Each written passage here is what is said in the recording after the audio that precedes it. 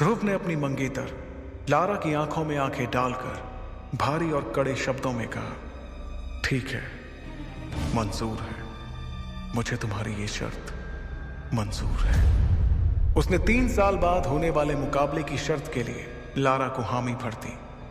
ध्रुव के इतना कहते ही लारा ने एक आखिरी बार उसे घूर कर देखा और फिर अपने बॉडीगार्ड्स के साथ शौर्य महल से बाहर जाने लगी।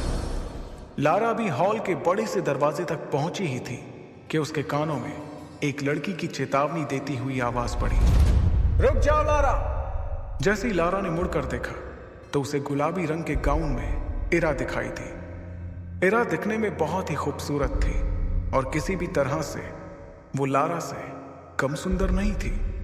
एक जालीदार खिड़की के पास में खड़ी इरा के चारों तरफ से सूरज की रोशनी अंदर आ रही थी, जिससे इरा को देखकर ऐसा लग रहा था मानो वो कोई स्वर्ग से आई हुई अप्सरा हो। इरा ने लारा को देखते हुए कहा, मैं जानती हूं कि आज तुमने जो कुछ भी किया है तुम्हें उस पर कोई पछतावा नहीं हो रहा होगा, क्योंकि अब तो तुम्हें ध्रुव का सामना करना ही होगा। और हां, एक बात और, कभी यह मत सोचना कि तुम अंबर दल की लीडर बन गई तो हम लोग डर जाएंगे, क्योंकि शौर्य दल में तुमसे ताकतवर लोग भी मौजूद हैं। ईरा की इस धमकी को लारा ने बड़े ध्यान से सुना, लेकिन वो बिना कुछ कहे वहां से चली गई। दूसरी तरफ सभी के जाने के बाद ध्रुव ने अपने पिता अरेंद्र से पूरे भरोसे के साथ कहा, बाबा, मैं आपसे वादा करता हूं कि आज से ठीक 3 साल बाद लारा जयान और उसके पूरे खानदान को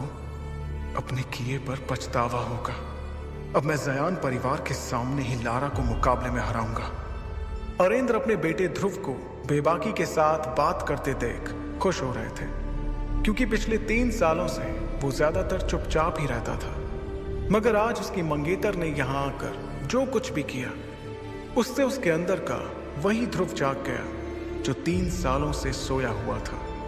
लेकिन सच्चाई से मुंह भी नहीं फेरा जा सकता था, और इस वक्त सबसे बड़ी सच्चाई ये थी कि ध्रुव अपनी शक्तियों के 3रे सितारे पर ही था, जबकि लारा की शक्तियां 9वें सितारे तक पहुंच चुकी थी। इधर शौर्य महल से बाहर निकलकर ध्रुव अभी भी लारा के बारे में सोच रहा था कि किस तरह से लारा ने बातों बातों में उसकी बेइज्जती की थी और कैसे उसने ध्रुव के पिता पर रिश्ते को तोड़ने के लिए दबाव बनाया था। इन बातों के बारे में सोचते हुए ध्रुव तेजी से अपनी मां की ग्रेवयार्ड की तरफ जाने के लिए अपने कदमों को बढ़ा रहा था। ध्रुव को इस तरह से गहरी सोच में आगे बढ़ता देखकर उसकी दोस्त इरा भी उसका पीछा करते हुए बाहर आ गई, ताकि वो उसका हौसला बढ़ा सके। लेकिन ध्रुव ने इरा को अपना पीछा करते हुए देखकर कहा, मैं ये चाहता हूं कि मुझे कुछ देर के लिए अकेला छोड़ दो। अपने सबसे अच्छे दोस्त से इतना सुनने के बाद इरा ने ध्रुव को कुछ देर के लिए अकेले ही रहने दिया। कुछ ही देर में ध्रुव शक्ति स्तंभ को देखते हुए अपनी मां के समाधि स्थल पर पहुंच गया। वो अपनी मां की समाधि पर गिरे पेड़ के पत्तों और धूल को साफ करने लगा। उसके बाद अपनी मां को याद करते हुए ध्रुव बातें करने लगा, मां, ऐसा क्यों हो रहा है मेरे साथ?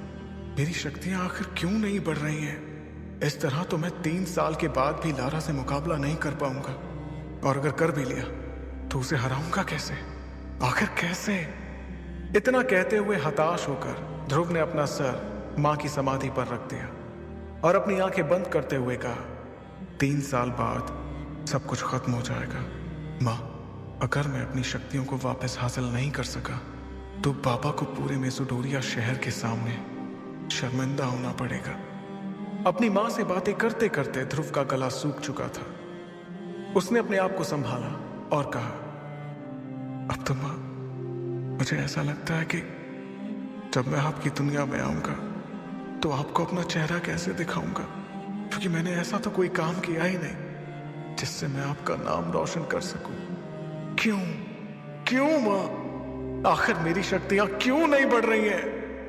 ये कहते हुए ध्रुव ने अपनी मुट्ठी बंद की और जमीन पर जोर जोर से अपना हाथ पीटने लगा। वो लगातार जमीन पर अपना हाथ मार रहा था। कुछ देर बाद थक कर उसने कहा, मां, अब तो कोई चमत्कार कोई करिश्मा ही मुझे मेरी शक्तियां वापस दिला सकता है। तभी उसके कानों में एक आवाज गूंजी, ध्रुव, क्या तुम मुझे सुन पा रहे हो? अपना नाम सुनते ही ध्रुव ने इधर उधर देखा। ध्रुव हैरान हो गया, क्योंकि इस वक्त उसकी मां की समाधि पर उसके अलावा कोई भी नहीं था। तभी उसके कानों में दोबारा वही आवाज गूंजी, ध्रुव, ऐसा लगता है कि तुम किसी मुसीबत में हो और तुम्हें थोड़ी मदद की जरूरत है। इस बार इस आवाज को सुनकर ध्रुव अपनी जगह पर खड़ा हो गया और समाधि के चारों तरफ घूम कर देखने लगा, लेकिन उसे वहां कोई भी नजर नहीं आया। तभी एक बार फिर से उसके कानों में वो आवाज सुनाई पड़ी, मुझे इधर उधर ढूंढना बंद करो ध्रुव, मैं तो तुम्हारी अंगूठी में हूं। इतना सुनते ही उसने अपने सीधे हाथ की एक उंगली में काले पत्थर से बनी एक अंगूठी की तरफ देखा। यह अंगूठी ध्रुव को उसकी मां का दिया हुआ आखिरी तोहफा था।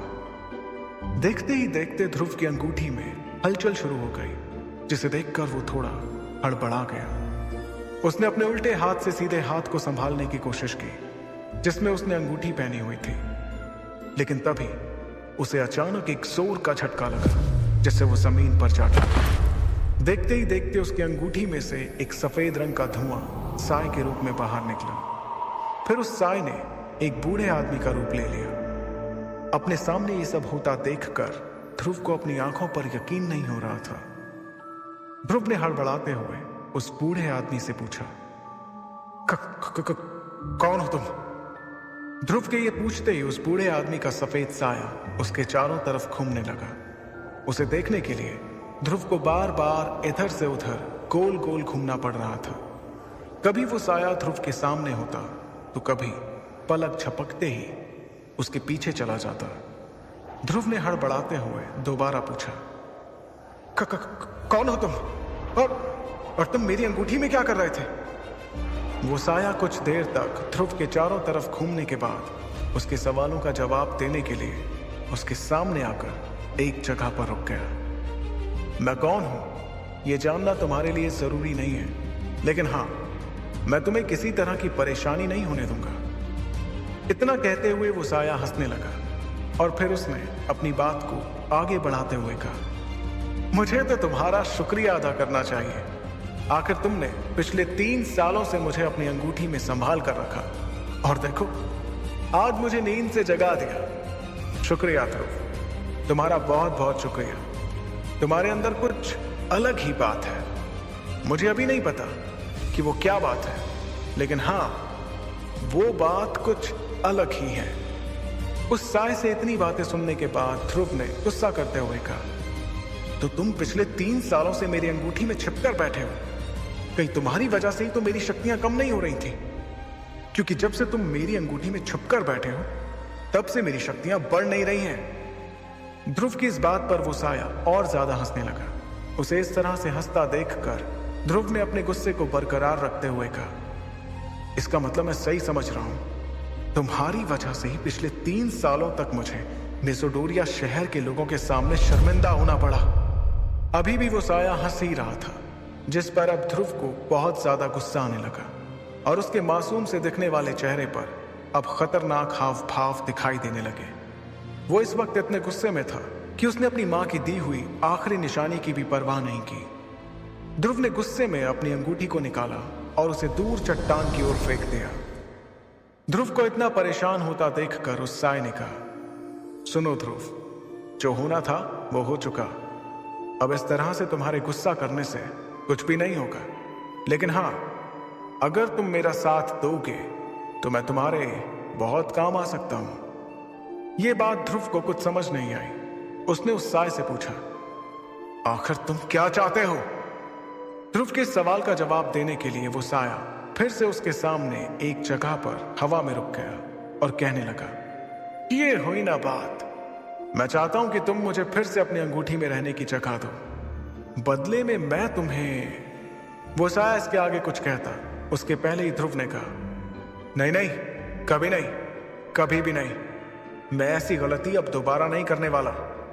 मैं अब भूल कर भी उस अंगूठी को दोबारा नहीं पहनूंगा। तब उस साय ने अपने हाथ में उस अंगूठी को दिखाकर ध्रुव को समझाते हुए कहा, क्या तुम नहीं चाहते कि लोग तुम्हारी फिर से इज्जत करें, फिर से तुम्हारी शक्तियों का सितारा 3 से 9 तक पहुंचे? क्या तुम नहीं चाहते कि एक बार फिर से एकलव्य कहलाए जाओ? उस साई की इस तरह की बातों ने ध्रुव की धड़कनों को तेज कर दिया, और अब ध्रुव ना चाहते हुए भी उस साई की बातों को सुनना चाहता था। तभी उस साई ने आगे कहा, चलो ध्रुव, मैं मानता हूं कि अंगूठी नहीं पहनने से भी तुम अपनी शक्तियों को वापस हासिल करने लगोगे, लेकिन तुम भी इस बात को अच्छे से समझते हो कि अब तुम्हारे पास ज्यादा वक्त नहीं है। ध्रुव से यह बात करते हुए अब वो साया फिर से उसके चारों तरफ घूम रहा था। उसने ध्रुव से आगे कहा, ध्रुव, तुम 15 साल के हो चुके हो, मतलब कि तुम्हारे पास अब से सिर्फ 1 साल का समय है, और 1 साल में तुम्हारी शक्ति 7वें सितारे तक नहीं पहुंची तो नियम के मुताबिक तुम्हें शौर्य दल और मेसोडोरिया शहर से बाहर निकाल दिया जाएगा। ध्रुव उस साई की बातें सुनकर हैरान हो गया। उसने हैरानी के साथ पूछा, लेकिन तुम्हें इन सब के बारे में कैसे पता? मुझे ये कैसे पता, इसके बारे में सोचना छोड़ो और जो कह रहा हूं उस पर ध्यान दो। अब फिर से ध्रुव उस साई की बातों को ध्यान से सुनने लगा। उसने अपनी बातों को आगे बढ़ाते हुए कहा, और सबसे बड़ी बात, 3 साल बाद तुम्हें अपनी मंगेतर लारा का भी तो सामना करना है। लारा का नाम सुनते ही ध्रुव ने गुस्से में कहा, उसका तो नाम भी मेरे सामने मत लेना। ध्रुव को इस तरह से गुस्सा होते देखकर उस साई ने हंसते हुए कहा, ध्रुव, तुम्हारे इस तरह से गुस्सा करने से कुछ नहीं होने वाला। अब तुम्हें अपने सच को स्वीकार कर लेना चाहिए, और तुम्हारा सच यही है कि 3 साल बाद तुम्हें अपनी मंगेतर लारा का सामना करना होगा। इस बार ध्रुव ने आगे जाकर उस साई से पूछा, तो क्या करूं मैं? तुम्हें वो करना चाहिए जो मैं कह रहा हूं। तुम इस अंगूठी को फिर से पहनकर मुझे अपनी जिंदगी में शामिल कर लो, फिर देखो किस तरह से मैं तुम्हारी जिंदगी बदल दूंगा। मैं तुम्हें इतना शक्तिशाली बना दूंगा कि तुम अपने सामने आने वाली हर मुसीबत का सामना हिम्मत से कर पाओगे। और हां, डरो मत, इस बार मैं तुम्हारी शक्तियों को नहीं लूंगा। यह बात तुम्हें बाद में समझ आ जाएगी कि अब तक ऐसा क्यों किया मैंने। धीरे धीरे तुम्हें इसका कारण समझ आ जाएगा, लेकिन अब तुम्हें डरने की जरूरत नहीं। ध्रुव को अपनी खोई हुई शक्तियों को वापस हासिल करने का इसके अलावा कोई और दूसरा रास्ता नजर नहीं आ रहा था। तब ध्रुव ने सपाट लहजे में कहा, ठीक है, मैं तैयार हूं। ध्रुव के इतना कहते ही वो सफेद रंग का साया हंसते हुए उसके पास से बहुत तेजी से निकला। वो उसके चारों तरफ इर्द गिर्द घूमने लगा, जिससे ध्रुव का संतुलन बिगड़ गया और वो एक बार फिर से जमीन पर जा गिरा। तब ध्रुव ने कहा, अरे ये क्या कर रहे हो? मेरे सारे कपड़े खराब कर दिए। जमीन से उठने के बाद ध्रुव ने उससे एक सवाल किया, वैसे तुमने अभी तक मुझे अपना नाम नहीं बताया। मेरा नाम विदुर है, लेकिन तुम मुझे सिर्फ गुरुदेव या फिर आचार्य कहना। ठीक है आचार्य विदुर, तो आप मेरी ट्रेनिंग कब से शुरू करेंगे? विदुर ने कहा, बहुत ही जल्द। तभी अचानक ध्रुव ने विदुर से पूछा, आचार्य, क्या आपको करिश्माई शरबत के बारे में कुछ पता है? विदुर ने तुरंत जवाब देते हुए कहा, मेरे हिसाब से वो दुनिया का सबसे वाहियात किस्म का शरबत है।